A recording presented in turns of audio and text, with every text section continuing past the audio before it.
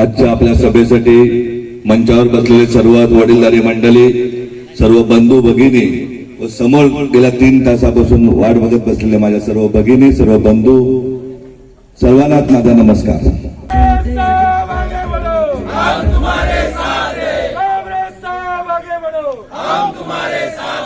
आणि येथे जमलेल्या माझ्या सर्व पत्रकार बंधू भगिनी सर्वांना माझा नमस्कार। मी बरेच दिवस फिरत असताना, लोकसभेच्या प्रचारादरम्यान फिरत असताना अनेक ठिकाणी खूप अडचणी दिसतात, शहरामध्ये पण आपल्यापेक्षाही भयानक अडचणी दिसतात। परंतु मी काल परत ठरवलं का आपण आता कोणावर टीका करायची, चिखलफेक करायची नाही। चिखलफेक करण्यासाठी पत्रकार, मतदार जे आहेत त्यांना ज्यांना जे दिसतंय ते मांडतील आणि त्याचा हिशोब माय माऊली जनता देणार आहे।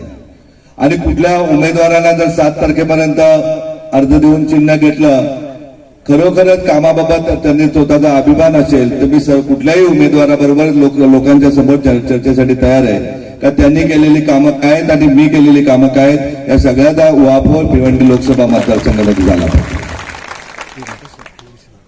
माय बाहुल्यांनो, अगदी अभिमानाने सांगतोय, सकाळी दुपारी आपण वाड्याची सभा घेतली। वाड्यामध्ये खूप आपल्यापेक्षा 25% भागवतांनी गर्दी 25% होती, कारण एवढ्या उन्हामध्ये सुद्धा तळतळत्या उन्हामध्ये मायमाऊल्या बंधू भगिनी, सर्व वडीलधारी मंडळी अगदी जिजाऊचे विचार ऐकण्यासाठी आले होते। त्यावेळेस वाड्या तालुक्यामध्ये काय जिजाऊने काम केलं गेल्या 15 वर्षामध्ये त्याचं मी मांडलं होतं। आज आपल्यासाठी काय केलेलं शहापूरकरांसाठी ते आपल्याला सांगतोय। आपल्याकडनं शैक्षणिक, आरोग्य किंवा आपत्कालीन मदत या 14,955 आपल्या बांधवांपर्यंत पोहोचलेले आहेत। लायब्ररीमधनं 4 लायब्ररीमधनं 88 विद्यार्थी यशस्वी होऊन प्रशासनामध्ये अगदी क्लर्क पासून तर नायब तहसीलदारांपर्यंत झालेले आहेत। आपल्याकडे एक सीबीएसई शाळा सुरू केलेली, 4 स्पर्धा परीक्षा वाचनालय, एक पोलीस अकॅडमी आहे। आपल्या झडपोलीच्या रुग्णालय आणि एसएमडीटी रुग्णालयामध्ये 502 आपल्या बंधू भगिनींचे शस्त्रक्रिया आपल्या बांधवांच्या केलेल्या आहेत। वाचनालयामध्ये गेल्या 7 वर्षामध्ये 3000हून अधिक विद्यार्थी अभ्यास करत होते। त्यातील आता अभ्यास करण्याची संख्या 628। पोलीस अकॅडमी सुरू आहे। आरोग्य शिबिराच्या मार्फत 17,383 लोकांना येत्या 2 वर्षामध्ये उपचार झालेले आहेत। महिला सक्षमीकरणाअंतर्गत 4,200 आमच्या भगिनींना सक्षम करण्याचा मेहंदी क्लासेस, शिलाई मशीन क्लासेस, अगदी ब्युटी पार्लर क्लासेस द्वारे लाभ देण्यात आलेला आहे। पोलीस दलामध्ये 45 विद्यार्थी आपल्या या शहापूरकरातून पोलीस, अग्निशामक दल, फॉरेस्ट, पोलीस दलात 13, अग्निशामक दलात 18, फॉरेस्ट मध्ये 1, MSF मध्ये 9, रेल्वे पोलीस मध्ये 3, अग्निवीर मध्ये 1 असे 45 विद्यार्थी पोलीस आणि इतर मिलिटरी या इतर सेक्शन मध्ये लागलेले आहेत। आता मला सांगा, इतकं मोठं काम केल्यानंतर आपण आपल्या कामं मांडू नये का? एक शेतकऱ्याचा मुलगा, एसटी कंडक्टर, ज्याचे वडील तुमच्या आमच्यासारख्या गरिबी ज्यांनी बघितली होती, जसं आता पूर्वीच्या काळात असं नव्हतं। आता शहापूरवरून जर ठाण्याला जायचं झालं तर किती तास लागतील याचा हिशोब नसतो, आणि कोणाला पण फोन केला तर कोणाच्या दाराजवळ ट्रॅफिक एक माणूस समोरचा सांगतो आपल्याला सर्वांना माहिती आहे। असे दिवस होते तेव्हा 1.25 तासात लागत होता, पण झडपोलीवरनं मी भिवंडी कॉलेजला 90-91 ला अपडाऊन केलेलं आहे। त्या अपडाऊन करत असताना सतत मला वाटत होतं, त्याच काळामध्ये वावर वागणीचा बालमृत्यूकांड झाला होता, मला सतत वाटत होतं की ग्रामीण भागामध्ये चांगलं उत्तम शिक्षण व्यवस्था झाली पाहिजे। आज माझे वडील थोडेफार पैसे कमवतात म्हणून मी शिक्षणासाठी तिथपर्यंत जातो, परंतु माझ्या शेतकऱ्याचा, शेतमजुराचा, आदिवासी बांधवांचा मुलगी कसं शिक्षण घेणार? मी भिवंडीला गेल्यामुळे मला कळलं की श्रीमंती काय असते। त्यावेळेस लूमचा व्यवसाय मोठ्या प्रमाणात असायचा। अगदी 11वी 12वीलाही चौगुलेंचा मुलगा, अग्रवालांचा मुलगा गाडी मारुती 800 घेऊन येत असायचे। श्रीमंती बघितली होती। अशा श्रीमंतीमध्ये कधीतरी वाटायचं का कधीतरी भिवंडीची मुलं माझ्या गावात शिकले पाहिजेत, आणि शिक्षणाशिवाय, शिक्षण हे वाघिणीचं दूध आहे आणि शिक्षणाशिवाय समाजामध्ये बदलच होऊ शकत नाही हे ठाम मनाशी माझे ठरलं होतं। आणि कधीतरी कुठल्या तरी अनेक राजकीय पक्षाचे नेते बघत होतो, कधीतरी एखादा तरी माणूस निस्वार्थपणे त्यांनी काम केलं पाहिजे समाजासाठी, आणि त्याची सुरुवात आपल्यापासून झाली पाहिजे का आरोग्याचं काम आपण केलं पाहिजे, आपल्या बांधवांच्या, भगिनींसाठी, लहान बच्चूसाठी काम केलं पाहिजे। हे स्वप्न उराशी घेऊन गेलो। जेव्हा माझं लग्न झालं, माझ्या बहिणींची लग्न झाली, माझा ठाण्याचा घर झालं, ऑफिस झालं, झडपोलीला घर झालं, बहिणींचा गुन्ह्या गोविंदात सर्व झालं, शिक्षण झालं, त्यावेळेस 2008 ला मी जिजाऊ संस्थेची निर्मिती केली आणि ठरवलं तर यापुढे आपण जगताना आपल्या व्यवसायातून आलेल्या पैशातून 90-95% माझ्या समाजाचे आहेत आणि या समाजाचं देण्यासाठी वैयक्तिक देण्यापेक्षा आरोग्य आणि शिक्षणासाठी खर्च केलं पाहिजे. आज अगदी अभिमानाने सांगतोय का आपल्या धडपडीच्या हॉस्पिटलमध्ये अगदी पोटातल्या बाळाच्या सिझर पासून तर 100 वर्षाच्या आजोबापर्यंत जरी कॅन्सर जरी झाला तरी त्याला 100% मेडिसिन सहित मोफत व्यवस्था आपण आपल्या माणसांना केलेली आहे. दररोज 25 कॅटरॅक्टचे ऑपरेशन आपल्याकडे धडपडीला होतात, 8 ते 10 अदर सर्जरी होतात आणि या 25 सर्जऱ्या करताना मी अगदी अभिमानाने सांगतोय का जे कार्यसम्राट समजतात त्यांनी दाखवायचा संपूर्ण भिवंडी लोकसभा क्षेत्रामध्ये एक तरी डोळ्याचं शस्त्रक्रिया करणाऱ्या सरकारचं रुग्णालय का ते दाखवून द्यावं एवढं माझं जाहीर आव्हान आहे. मेडिसिन विकतात ते आपण बघितलं का सरकारचं मेडिसिन नागरिकांना देताना कुठेतरी मुरबाडच्या पेपरमध्ये बातमी वाचली होती. कशाला किती दिवस फसवणूक करणार हो आपण जनमानसांची. आपण हे चित्र सगळ्यांनी बदलायला पाहिजे. सुरुवात आता शहापूरच्या विषयी बघायला गेलं तर मी गेले अनेक वर्ष शहापूरच्या पिण्याच्या पाण्याविषयी सातत्याने आमचे शहराचे ग्रामपंचायतचे सदस्य राहू दे किंवा इतर सर्व लोक सांगल्यानंतर त्या जिल्हा परिषदेला फेटे मारतो का आपण शहापूरला पाणी दिलं पाहिजे. जो शहापूर पूर्ण मुंबईला पाणी देतो आणि तेथील अनेक नागरिकांना पाण्याची गैरसोय होते. कधी टीव्ही उघडले बातमी लावली कधी तर बातमी येते शहापूर मधली पाणी टंचाई. खूप वाईट वाटत आहे ना. आजही जी पाण्याची स्कीम चालू आहे भवाले धरण कुठलं नगरचं पाणी इथे येणार तिथं स्वप्नातलंच वाटतंय मला तरी का स्वप्नातलं पाणी कधी येते देवाला माहिती. परंतु तायानं तुम्हाला शब्द देतो उद्याला ती योजना फेल तर गावागावात पाणी योजना करण्याचं काम माझं असेल एवढं आपल्याला या प्रसंगी सांगतो. भातसा कालव्याचं परिस्थिती आपल्याला माहिती आहे का. अनेक ठिकाणी कालवे खरे छोट्या छोट्या अडचणीमुळे फॉरेस्ट मधून अपूर्ण आहेत. ते काम माझं खासदार म्हणून असेल कारण केंद्र सरकारच्या त्या परवानग्या घ्यायच्या आहेत आणि अगदी तिथल्या शेतकऱ्यांना सांगतो भातसाचे जे अपूर्ण कालवे ते पूर्ण करण्याची जबाबदारी माझी असेल येत्या काही वर्षामध्ये. लोकलच्या फेऱ्या आपण बघतोय आज प्रचंड वस्ती कसाऱ्यापासून अगदी आटगावला सांगा शहापूर सांगा चेरपोली सांगा वाशिम सांगा आसनगाव सांगा दररोज बिल्डिंगच्या बिल्डिंग होत आहेत.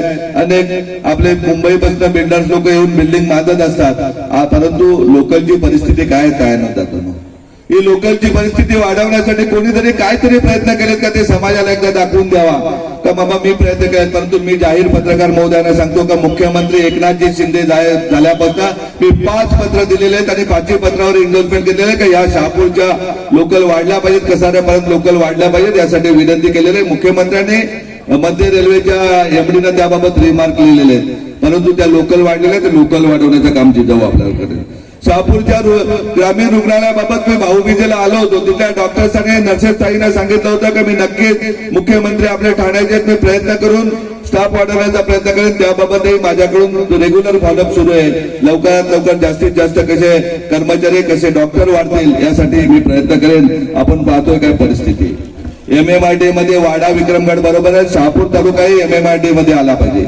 म्हणजे उद्या लोकलच्या फेऱ्या नाही वाढल्या ट्रॅफिक कधी कमी नाही झाली तर मेट्रो तरी आपल्याला इथपर्यंत आणता येईल यासाठी माझे प्रयत्न सुरू आहेत. मी एक लोकप्रतिनिधी होतो फक्त जिजाऊ संस्थेचा संस्थापक होतो. परंतु मी जेव्हा लोकप्रतिनिधी होईल तेव्हा माझं काम कुठल्याही अधिकाऱ्याला करावंच लागेल अशा प्रकारची व्यवस्था मी नक्कीच करेन.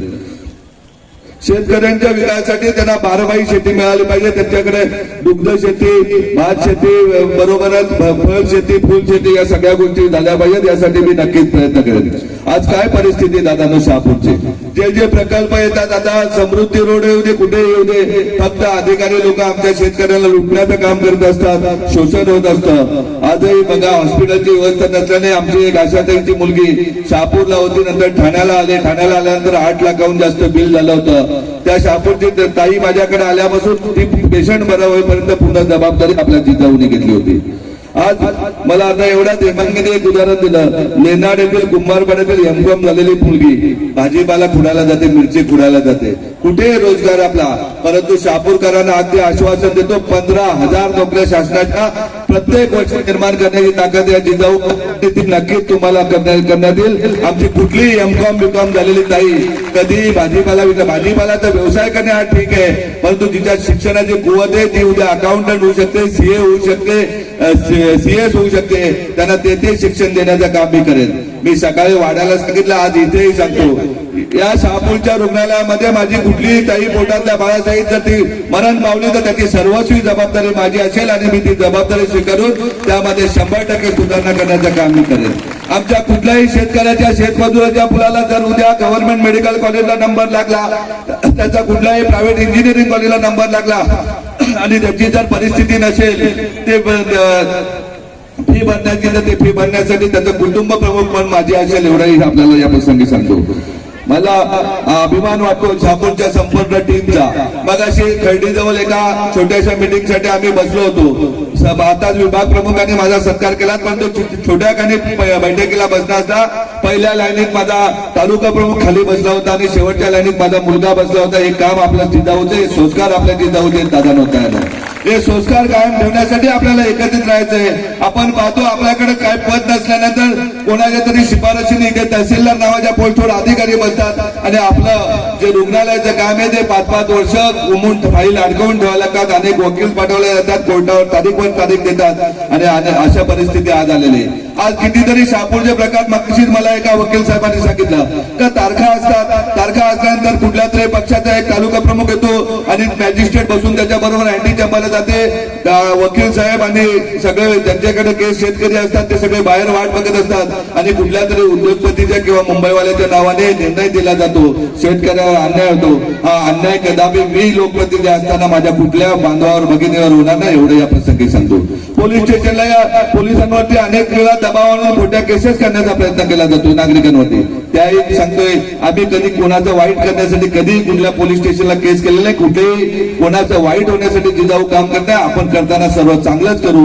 आणि या चांगल्याची भीती वाटते म्हणून विरोधक जास्त गडबड करतात की जर चांगली माणसं आली तर आपली दुकानं कायमची बंद पडतील, या दृष्टीने सर्व सातत्याने प्रयत्न करतात. आपल्याला नक्कीच सांगतो, मानेकिनला अचानक झालेल्या वादळी पावसाचं नुकसान, तिथे वीज पडल्याने मोठ्या प्रमाणात नुकसान झालं. ज्या कुटुंबावर हे संकट कोसळलं घाबरू नका. निलेश सांबरे ज्या वेळेस शहापूरच्या कुठल्याही नागरिकावरती अन्याय संकट कोसळतं त्यावेळेस जिजाऊ त्याचा कुटुंब म्हणून त्याच्या बरोबर असते, एवढं मी नक्कीच सांगतो. आपल्याला सर्वांना एकत्रित राहायचंय.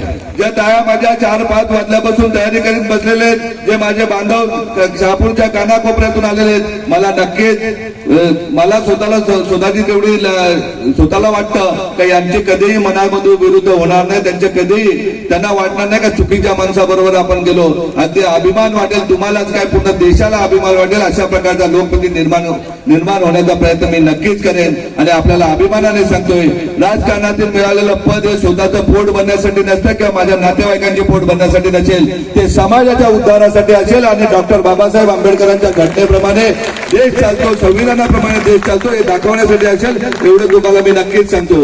इथे पत्रकार बंधू असते आहेत, त्यांनी कधीतरी पालघर जिल्ह्यामधील पत्रकारांना विचारा. मी जिल्हा परिषदेवर फक्त 1 वर्ष होतो उपाध्यक्ष म्हणून, शिक्षण आणि आरोग्य सभापती. आपल्याकडचे शिक्षक असतील त्यांना विचारा का काय परिस्थिती होती जिल्ह्याची.